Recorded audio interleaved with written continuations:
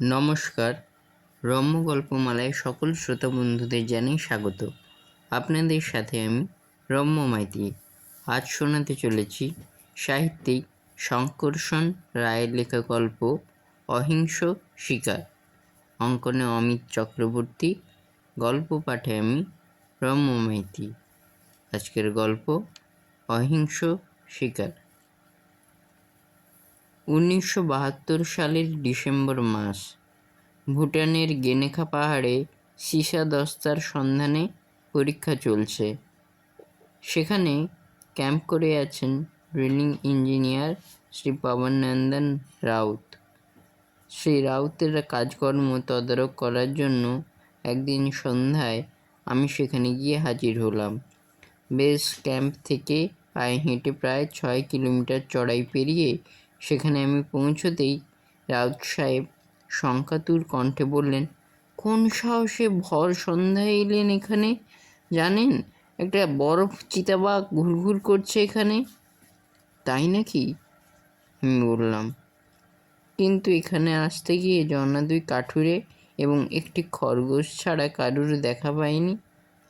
আপনি দেখা পাননি কারণ সে নিঃশব্দে অনুসরণ করেছে আপনাকে।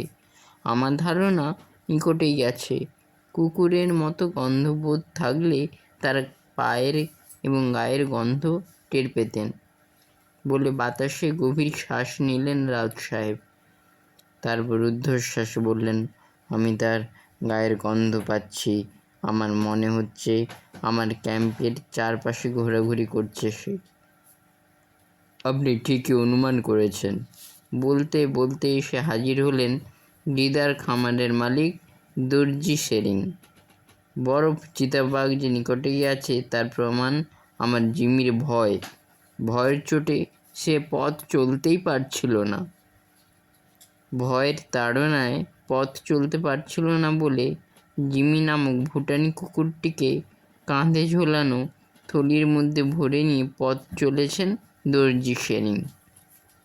ক্যাম্পে এসেও তার ভয় ঘোচেনি বলে সে থলি থেকে বেরোতেই চায়নি। একরকম জোর করে তাকে থলি থেকে বের করে আনলেন দর্জি শেরিং। ছোট্ট সাদা লোমে ভরা ভুটানি কুকুরটা কাতর চোখে আমাদের 3 জনের মুখের দিকে তাকালো। তার চোখের দৃষ্টি দেখে বোঝা যাচ্ছিল যে সে ভীষণ ভয় পেয়েছে।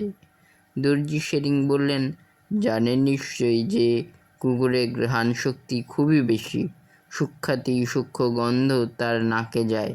চিতাবাঘটির গায়ের গন্ধ আমরা না পেলেও জিমির নাকে গিয়েছে বলেই সে এমনি ভয় পেয়েছে। আমি বললাম, গন্ধটি যে বরফ চিতাবাঘের তা আপনি বুঝলেন কী করে? আমি বুঝিনি, বুঝেছে জিমি। তার আতঙ্কের ধারণ দেখে বুঝতে পারছি। সাধারণ চিতাবাঘ, এমনকি বাঘকেও সে এত ভয় পায় না। যে বরফ চিতাবাঘ হিমালয়ের ওপরের দিকে বরফ ঢাকা পর্বত শৃঙ্গে থাকে, সে এতটা নিচে নেমে এলো কেন ভেবেই পাচ্ছি না। হিমগিরি ছেড়ে নিচে নেমে এলো কিসের জন্যে? আমি গেয়ে উঠলাম। আমাকে অনুসরণ করে দর্জি শেরিংও গাইলেন।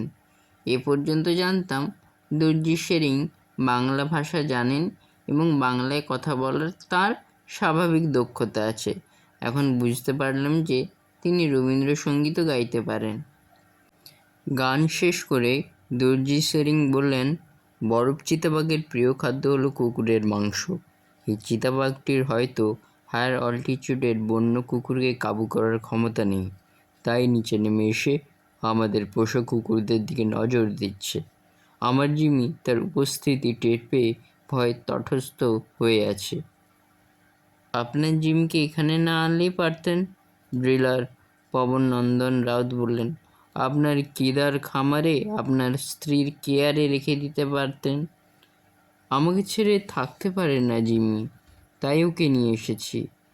আমার না এসে উপায় নেই, কারণ খামার থেকে এই ক্যাম্পে যে আলু ও ভুট্টা সাপ্লাই দিয়েছি, আপনি আজকের মধ্যে তার দাম নিয়ে যাবার জন্য চিঠি দিয়েছেন। আপনি নাকি পরশু থেকে লম্বা ছুটি নিচ্ছেন। রাউত সাহেব বললেন, সকালের দিকে এলেই পারতেন। তাহলে দিন মানে আপনার খামারে ফিরে যেতে পারতেন।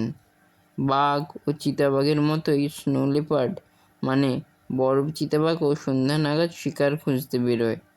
আপনার কুকুরটির হাবভাব থেকে দেখে মনে হচ্ছে বেরিয়ে পড়া শুধু নয়, আমার ক্যাম্পের কাছাকাছি এসে গিয়েছে। শুনুন মিস্টার শেরিং, আমার অফিসে এসে আপনার কাজকর্ম সেরে ঢুকে পড়ুন গেস্ট কটেজে।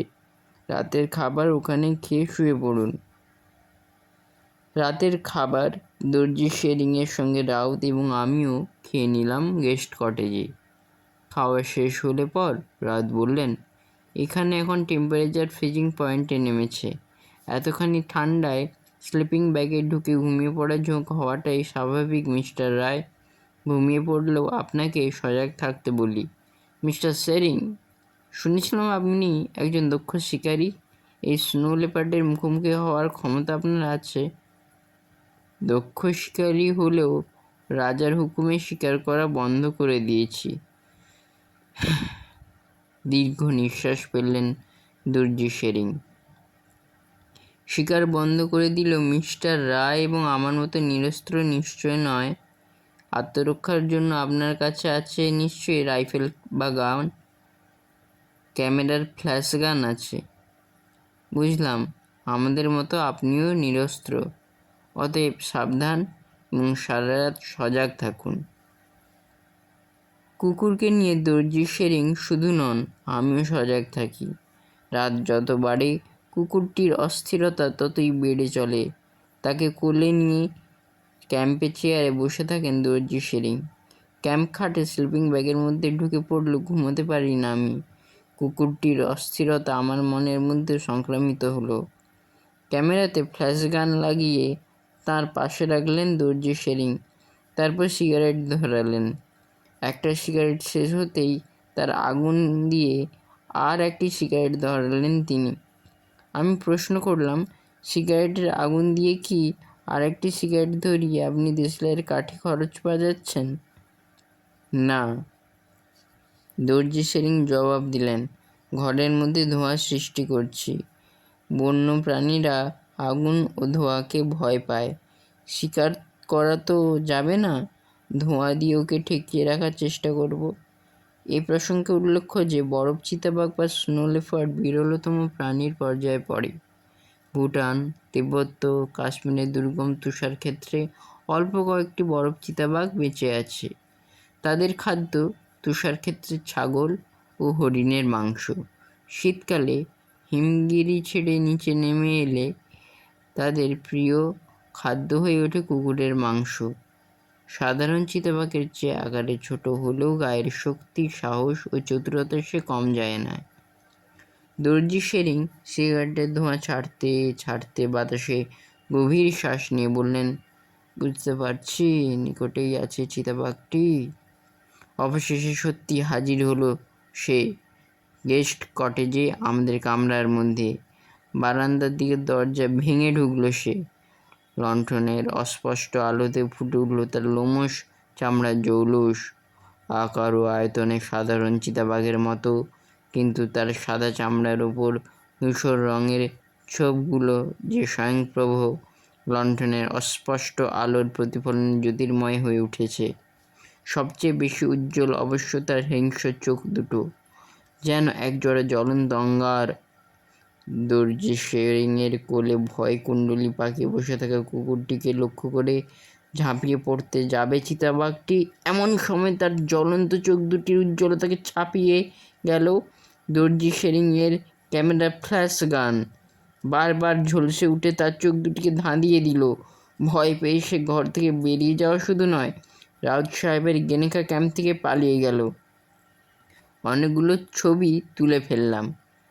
দর্জি শেরিং বললেন, গান দিয়ে শুটিংয়ের চেয়ে ফ্ল্যাশ গান দিয়ে শুটিং অনেক ভালো। কি বলেন মিস্টার রায়?